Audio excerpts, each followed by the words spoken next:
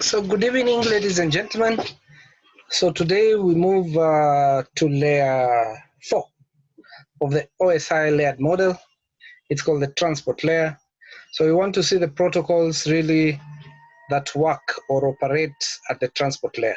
As we said, the OSI layered model simply provides a breakdown of how the communication is managed. And that breakdown is in form of layers. And one of those layers is the transport layer. And at each layer, really, we're just talking about a bundle of protocols. So far, for example, at layer 2, at the data link layer, we've seen the Ethernet 2 protocol and the IEEE 803 protocol. At the network layer, layer 3, we've talked about the IP protocol, the internet protocol. We've talked about ICMP that is used to support diagnosis, error, and routing for IP. And we've also talked of ARP.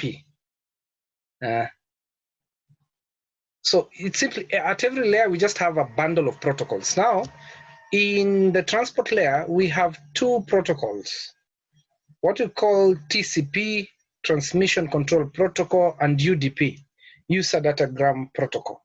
So in this particular topic, you're just supposed to understand that, to understand how TCP works and how UDP works. And as I said, those two operate at the transport layer. So the transport layer is associated with the end-to-end behavior of the transport layer protocols that are defined once data reaches the intended destination. So TCP and UDP represent the protocols commonly supported within IP networks. The characteristics of data, such as sensitivity to delay. So you have real-time data, like voice and video, like what we are using here right now. This is real-time data. So it's very sensitive to delay. And the need for reliability, that's the other thing, often determines the protocol used at the transport layer. So by the end of this chapter, you should understand, if we need reliability, which protocol do we go for, TCP or UDP? When we need real-time delivery of data, which protocol do we use at the transport layer, TCP or UDP? So this section focuses on the knowledge of how such characteristics are supported through the behavior of each protocol. So by the end of this chapter, you should be able to, Gadudi, you can help us with these ones.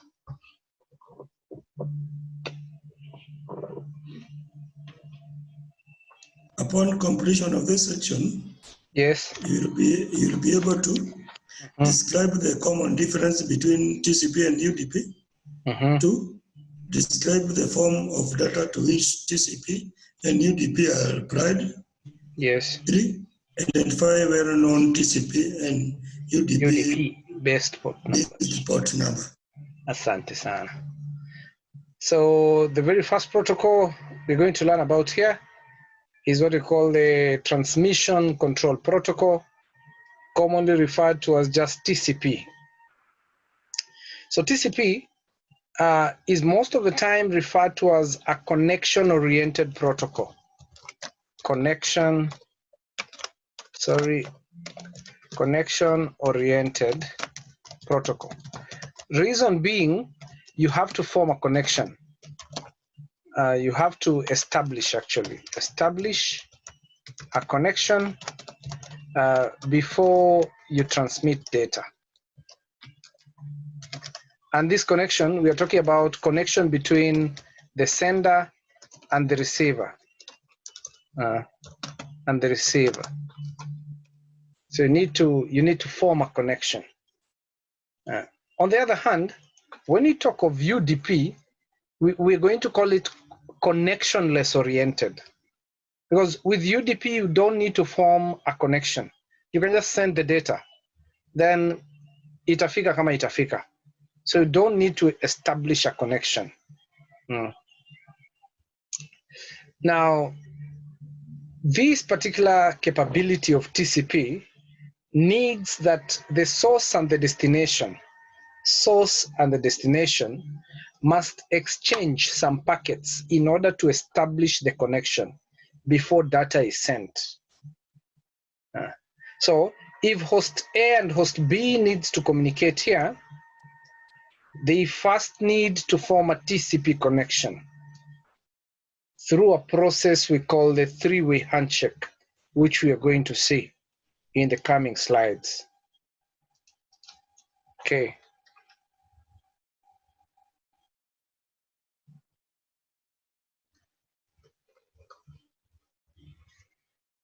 Now, TCP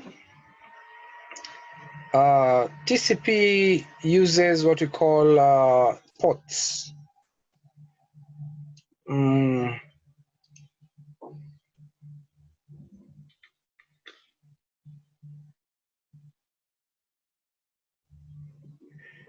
It uses ports to represent individual services. So ports represent individual services. Now, these ports are simply logical ports that are either generated by a host or are well known. So we have a number of ports that are used. But before I go to that, now when we combine a port and an IP address, for example, the destination IP address, we normally refer to this as a socket. So the combination of a port number, a TCP port number, and an IP address is called a socket. Now, the socket provides a unique ID, identifier, for each connection. It provides a unique identifier for each connection. So you see, on the TCP header, host A will generate a source port number.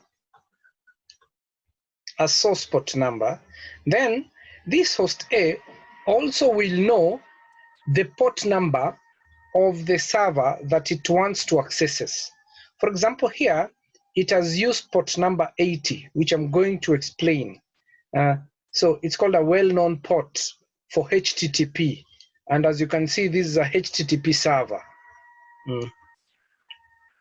So when the server is replying to host A, the destination port number is going to be 1027, which was the source for host A. Remember, this 1027 was auto-generated by host A. So that way, we are able now, because this server also has a destination IP address on the IP layer here. We have the destination IP address. So when we combine this port number 1027 and the destination IP address or the source IP address, then we form what we call a socket. And the socket is simply used to identify different data streams, because when you're connected to the internet, most of the time you've opened different tabs. You've opened YouTube, Gmail, Facebook, Twitter. So you're having many different packets. You're having many different packets from the internet. So how does your browser or your machine know that these packets are for Gmail, these packets are for YouTube? It is because of the socket. So each data stream is identified by a combination of a port number and the IP address. So when this is generating a source port number, this source port number will always be unique. Now, TCP provides different types of port numbers. which now I want to make you know. So we have majorly three types of TCP ports. The very first one is known as the well-known ports. The well-known ports range from the value 0 to 1023. Then at number 2, we have what we call registered ports.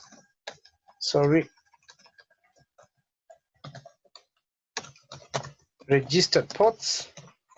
Registered ports vary from 1024 all the way to 49151.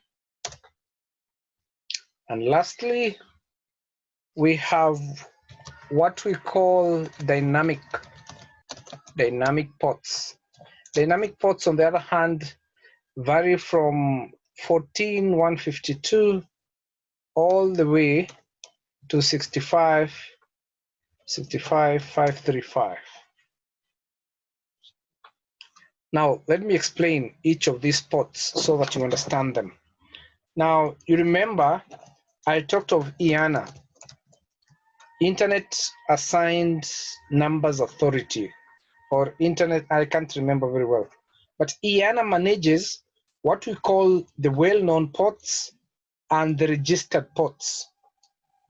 So well-known ports are ports that are reserved for certain protocols. For example, this table provides a list of some of the well-known ports. So for example, a protocol like FTP uses port 20 and 21. As you can see, it lies within this range.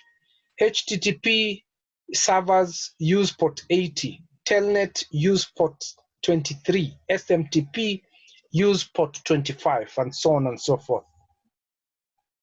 So those are what we call well-known ports. They're exclusive for certain protocols. Then we have registered ports. Now, with registered ports, some companies like Huawei, when they come up with their own protocols, what we call proprietary standards, they might need to purchase a port for it, a TCP port for it. So again, if they need to do that, then IANA will actually be able to sell that to them. Then the last part here are what we call dynamic ports. Dynamic ports. Now, dynamic ports are simply used by hosts. For example, here, hosts can auto-generate a number between this in order to use it as a destination, as a source port number. In this particular example, I see that they used a registered port, but it can also pull a number in between this range, which is from the dynamic port range. So those are the three types of TCP ports. And as we said, the combination of a TCP port together with the IP address is used to create what we call a socket. And that socket is used to uniquely identify different data streams that are coming into your computer. Okay.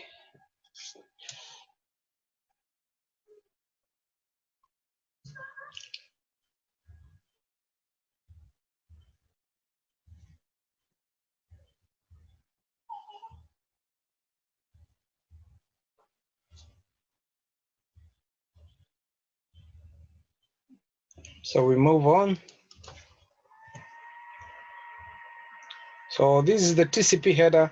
Of course, the TCP header comes immediately after the IP header. You know that from the IP header, here we have the layer 2 header and the layer 2 trailer somewhere here. So this is the TCP header. So the TCP header will have fields for the source port number and the destination port number. So destination port number will most of the time be a well-known port.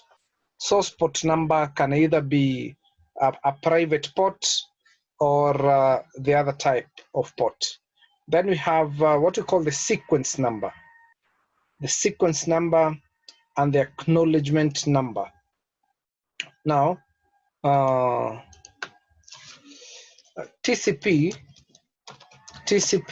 is responsible for what we call flow control, error control, and there's another one. What do we call it?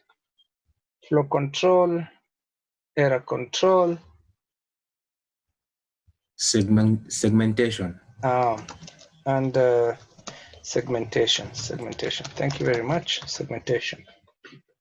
Now, segmentation is breaking down the segment. The PDU at the transport layer when we are using TCP is called a segment. So segmentation is breaking down the data into manageable chunks. So when we break down the data into manageable chunks, in order for us to be able to reassemble it at the destination, we need to give them sequence numbers. So for example, this is the first segment, third segment, fourth, fifth, sixth, like that. So that is what we call the sequence number. Then we have the acknowledge number here. This particular field is used to carry, the acknowledge number. We normally say that TCP is reliable. TCP is reliable. The reason as to why we say TCP is reliable is because it acknowledges,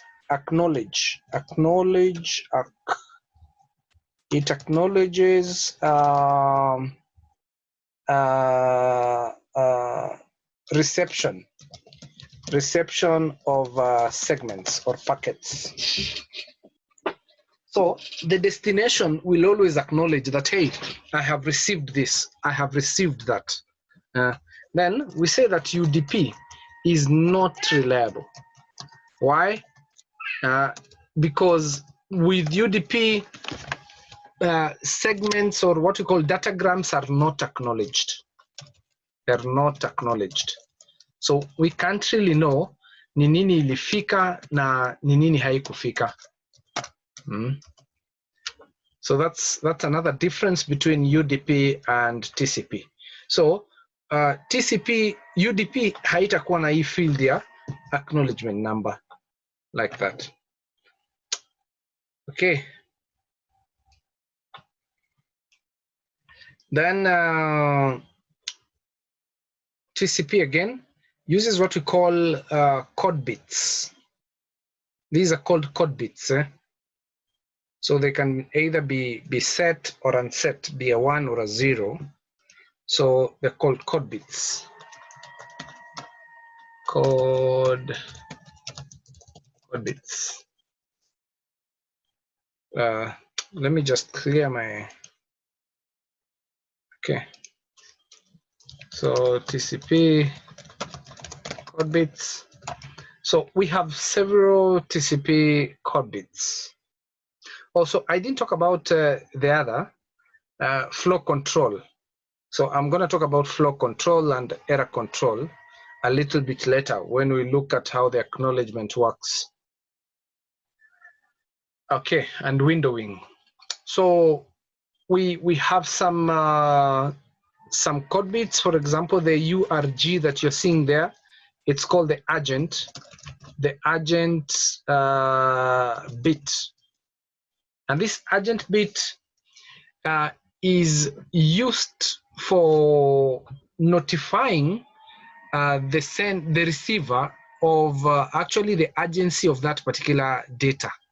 So when it's set, it means that particular data is very urgent or something. I think this is supposed to be G, not B, sorry. It is what you're seeing here, agent, the agent bit. We also have the acknowledge for ACK. So when this is set, it means that this particular TCP header is sending an acknowledgement of the receipt of a data. We have the SYN code bit that is used for synchronization. synchronization of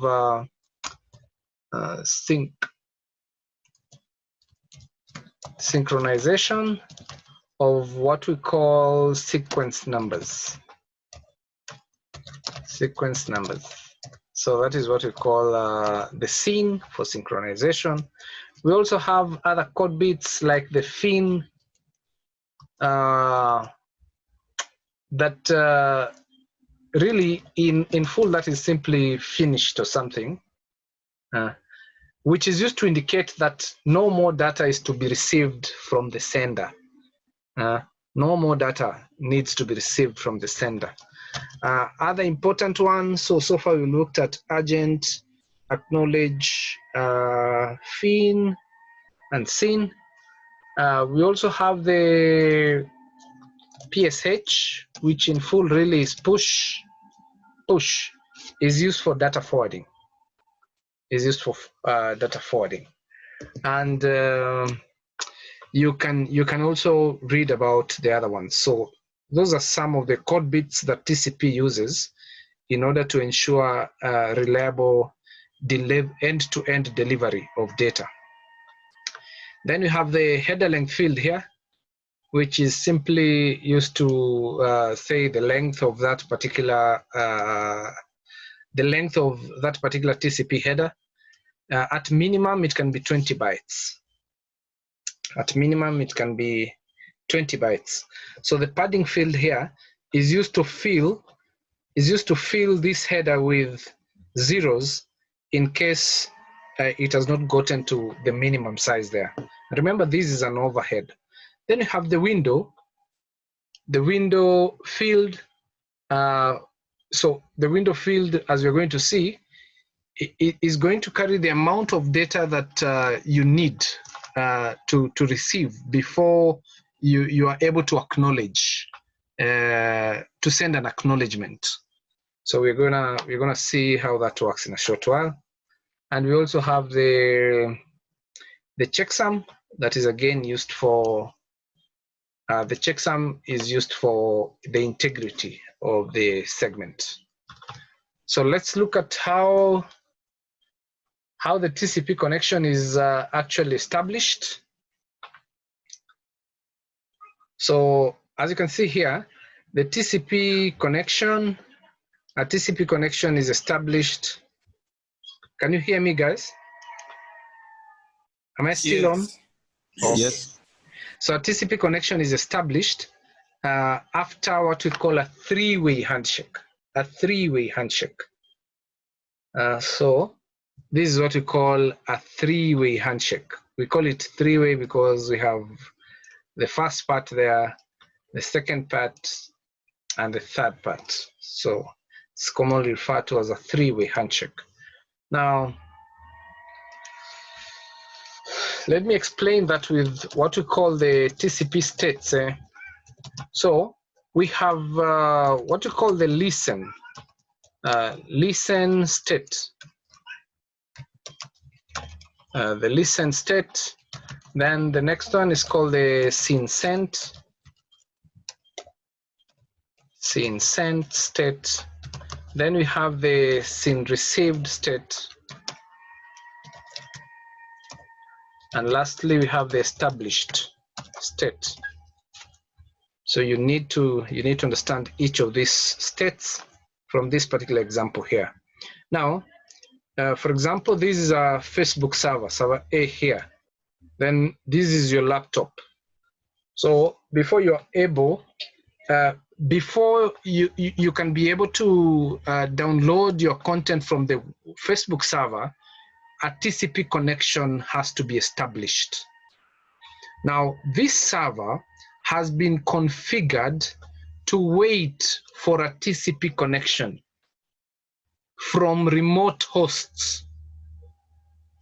So while it's waiting, that is what we call the listen state. Now, when you want to connect to this server, you'll have to send what we call a SYN or a synchronize segment, TCP segment. So you remember the SYN code bit? So this will be set. in that particular TCP header. So when you send that particular SYN, then you get into what we call the SYN sent state. Now, whenever you are sending a SYN, you will generate a unique sequence number, for example, A. Then that particular code bit that will be set will be the SYN code bit. So it will be set to 1. Now, after this guy receives your connection request, because this is like a connection request, he will reply with a SYN ACK. It's like an acknowledgement. Now, this acknowledgement will also have its own unique sequence number. For example, here it's B.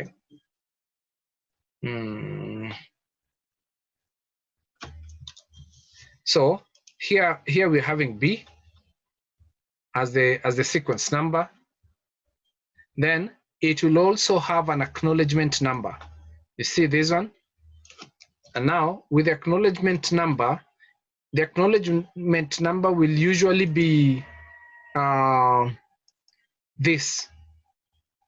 Then it is incremented by 1.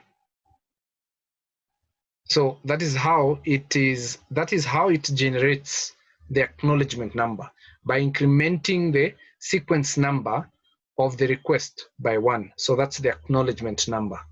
Then this particular 2 code bits will be set in that particular TCP header.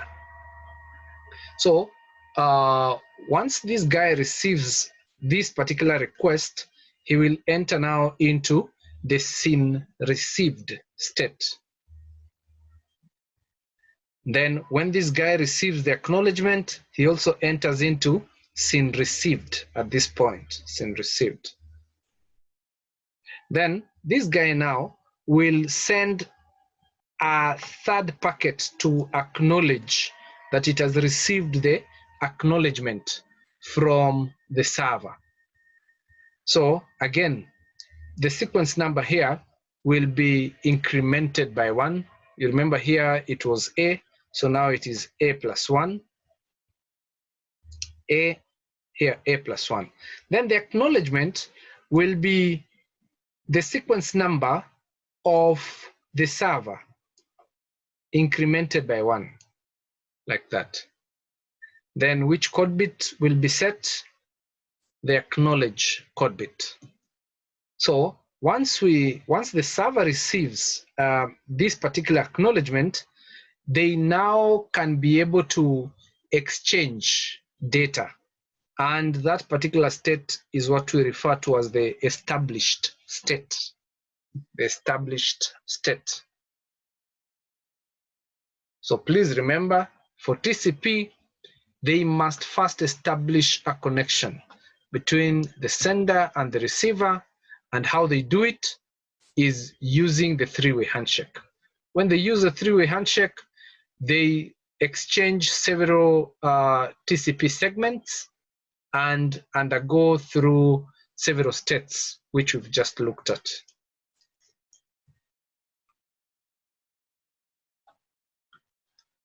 So now let's look at the transmission. Let's look at the transmission process. So generally in TCP, data is sent as a stream, and every octet is sequenced. And by sequencing, we mean every octet is given a number. So for example, this octet is number 1, this one is number 2, this one is number 3, like that. Now generally,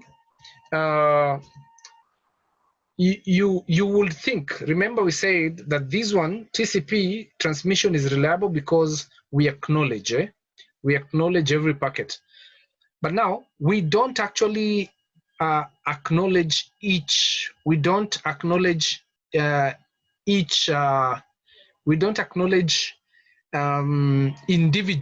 individual octets, because that will create a lot of bandwidth consumption within our network.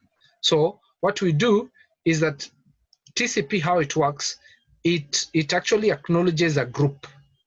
So for example, here we are sending 3 octets. So after sending the 3 octets, that is when we send an acknowledgement.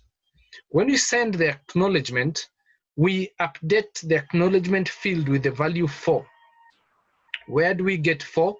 We increment by 1 the value of the last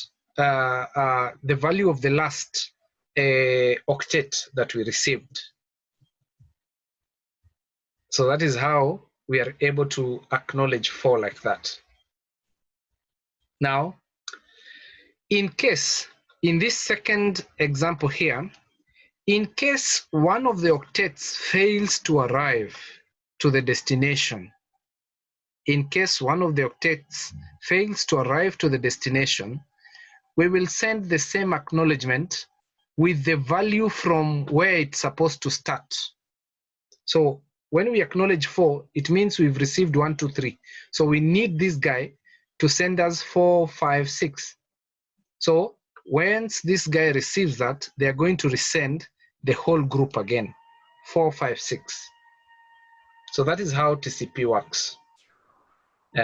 Octets are actually acknowledged in a group. So it is also advisable that this group of octets are not supposed to be too large to avoid delays that are caused by retransmissions. Because if they are too large, in case one of them fails to get to the destination, the entire group has to be retransmitted. So you don't want the group to be so big. You need to keep them small. Okay. So now we said this is one of the works of what we call TCP Flow Control, and as we said, flow control really is servers are powerful, very powerful compared to servers are powerful. They have interfaces that are very powerful compared to our host machines. So flow control is simply controlling the speed at which we can receive data. So for example, in that video, you saw that maybe this mobile phone can process data on its interface at a maximum speed of 10 megabits per second. But the server on the other hand, can do up to 100 megabits per second.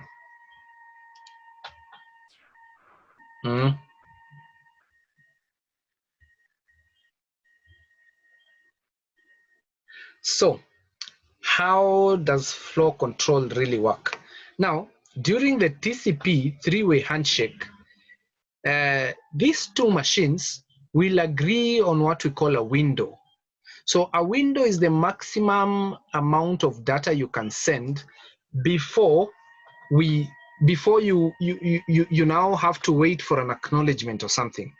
So for example, in this particular example, the window for host A is 2048. On the other hand, the window for server A is 4096. So it means, what does that mean?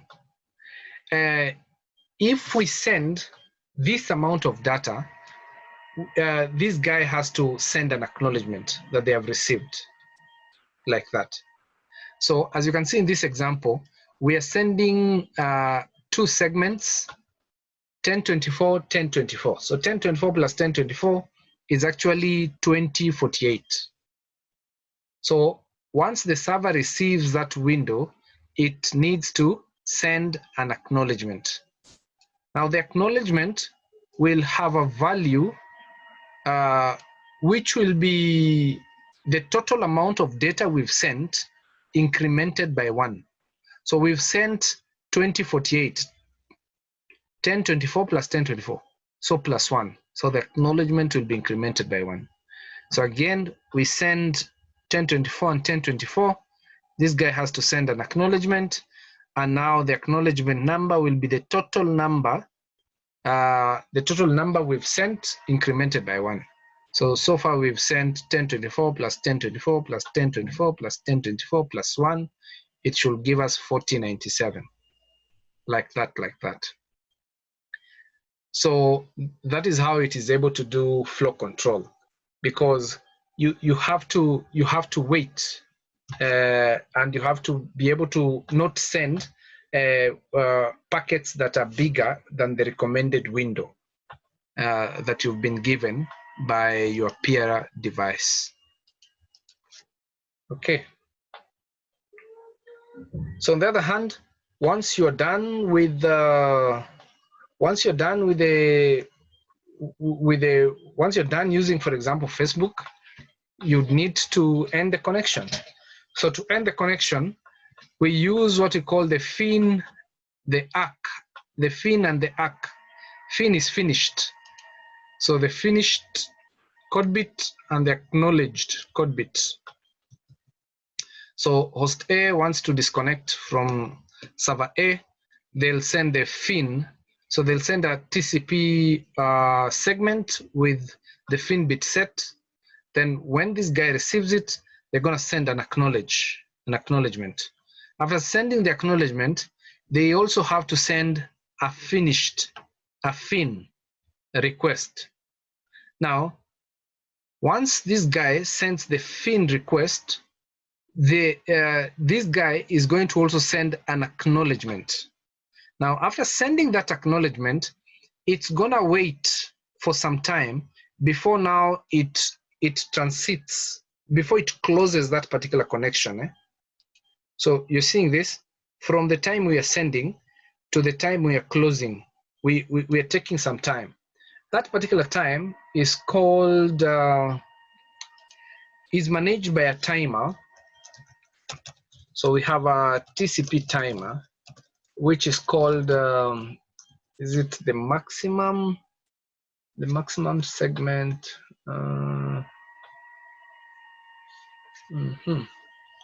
What is the name? Maximum segment lifetime. Yeah, maximum segment lifetime.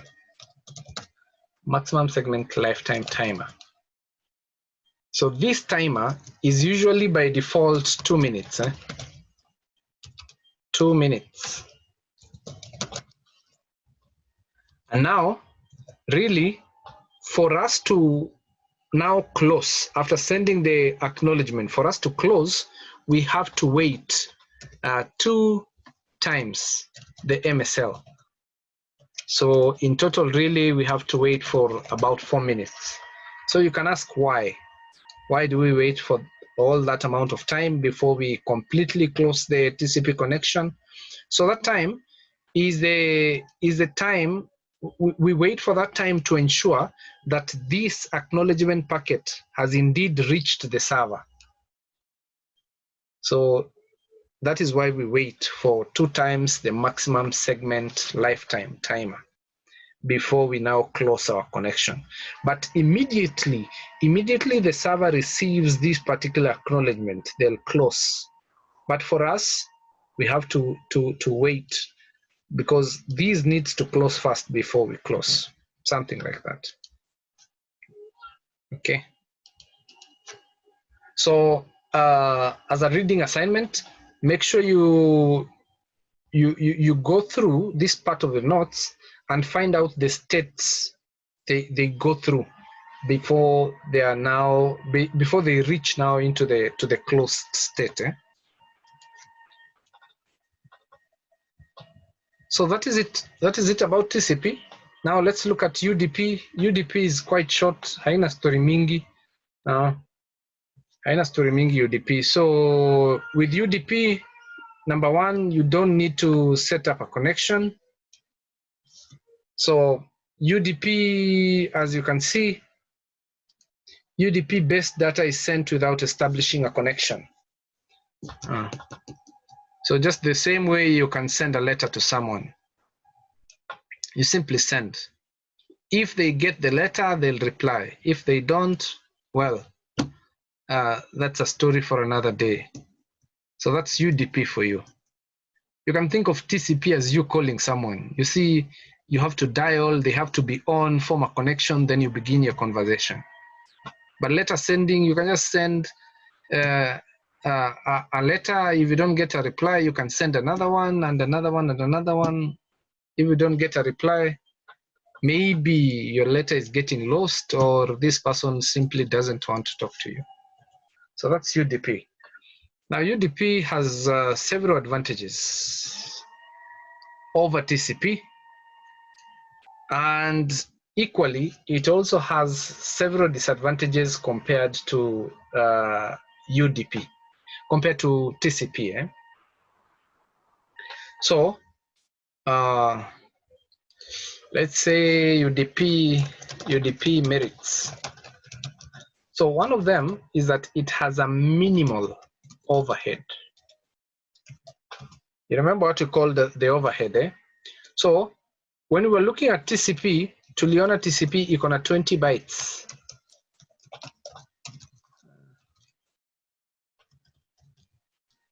So TCP made up of 20 bytes. On the other hand, UDP is only made up of 8 bytes. So more space is left for carrying data, and that is very important. Why does it have that minimal overhead? As you can see, we only have the source port, the destination port field, the length field, and the checksum field. So we don't have many fields kama kwa TCP, and that's why the size is only 8 bits. Now, number 2, I don't know if we can call this an advantage, but as we said, with UDP, we have no acknowledgement. We have no acknowledgement. We have no acknowledgement, and number 3, we also have no sequencing. Sequencing. Those two, and actually, this no sequencing is actually a demerit. So, because it has minimal overhead and it has no acknowledgement, it is more preferred for real-time traffic, such as voice, video, games, etc. So no acknowledgement means you just get what you should, but it's not a must that you get everything. Not the same way this particular application we're using right now works. That's why if my internet has issues, then my voice will break. So it means some packets are being lost, or I'm unable to get the acknowledgement. So whatever get lost, okay, like that. So the particular demerit, it's an advantage and a disadvantage at the same time, is that UDP does not guarantee. It does not guarantee delivery of data transmission. The other problem, it does not protect datagram duplication. It does not protect datagram duplication. As you can see, hapa kwa hizi fields za UDP haina any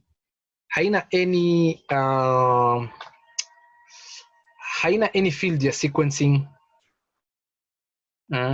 So wakati ina break data na inaituma, sometimes data might follow different paths towards its destination. So once that happens, sometimes some of the data can actually be duplicated, and this is one of the disadvantages again of UDP. But advantage, minimal overhead, and fast delivery of data.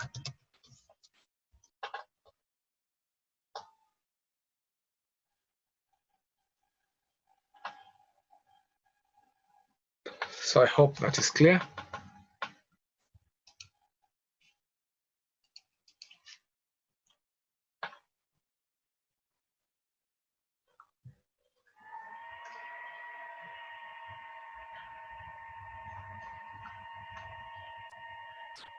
Okay, so I think I've already explained this, that UDP is susceptible to datagram duplication or non-orderly delivery of the datagrams. Why?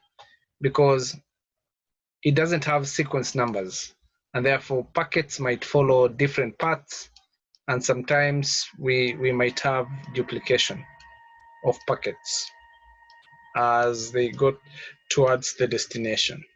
So in order to support real-time traffic, sometimes, because this is a big problem, because if voice packets can get in an orderly manner to the destination, then this guy cannot be able to comprehend that particular data that is being sent by host A.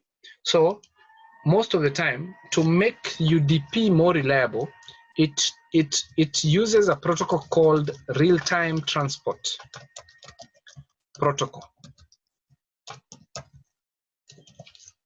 commonly referred to as RTP, real-time transport protocol. So it uses this particular protocol, and this protocol provides the sequencing mechanism.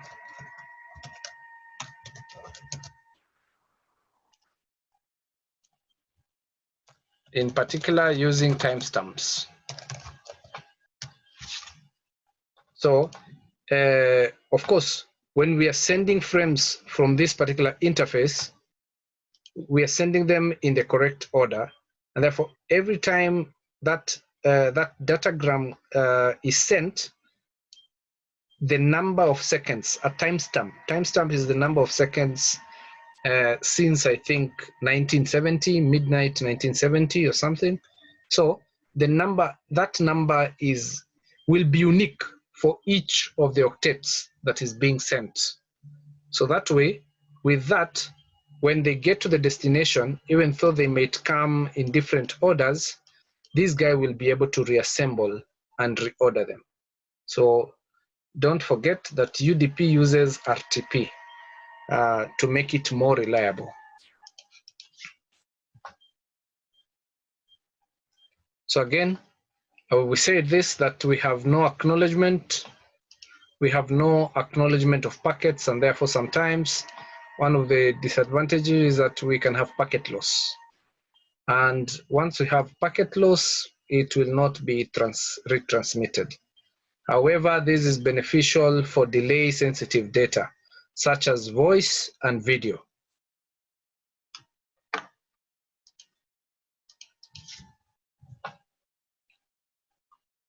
Thank you very much. So a volunteer can lead us through the first question and another one through the next one.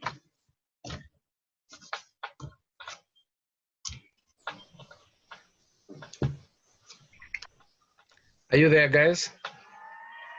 What is the purpose of the acknowledgement field in TCP Header? Yes.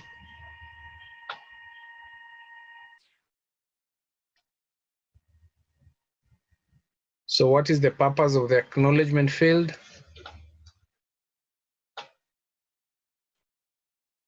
Anyone?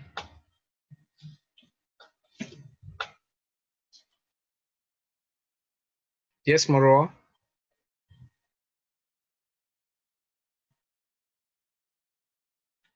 Moro, did you just lift up your hand? Yes. Yeah. It acknowledges that. Sorry. Uh-huh. Wacha mwingine je. Nasema tu, it's what you're actually on the right path, eh? Yeah, unajua say acknowledge ndio naona itakuja mara mbili. And it acknowledges that it is sending an acknowledgement. Actually, it is used to acknowledge the receipt of a particular segment, eh? Okay. Or a group of segments. Naomba pale tulikuwa naona 1, 2, 3. So Yes, when we yes. send the acknowledgement with the value 4, then the acknowledgement field is the one that is going to carry that value. Eh? Thank you for that. The next one, a volunteer. It's Lynn. Yes, Lynn, go ahead. Which TCP code bits are involved in a TCP three-way handshake? There's the acknowledge one, ACK, the synchronization, SYN for the sent and for the receive. Then there is the finished. Yeah, I guess For the three-way handshake. No, the established. No, that's not a. It's the acknowledgement, the SYN sent and SYN received. Those are states. But this one is asking for states. The code bits that For are the used code bits. For the three-way handshake here. So for the three-way handshake, we only So I'm use supposed to say the SYN and the acknowledgement code bits. We don't use the fin. Fin tunatumia hapa when we want to terminate the connection. Termination. So termination ndio tunatumia fin na acknowledge. But three-way handshake just SYN and acknowledge. Eh? Thank you very much for that.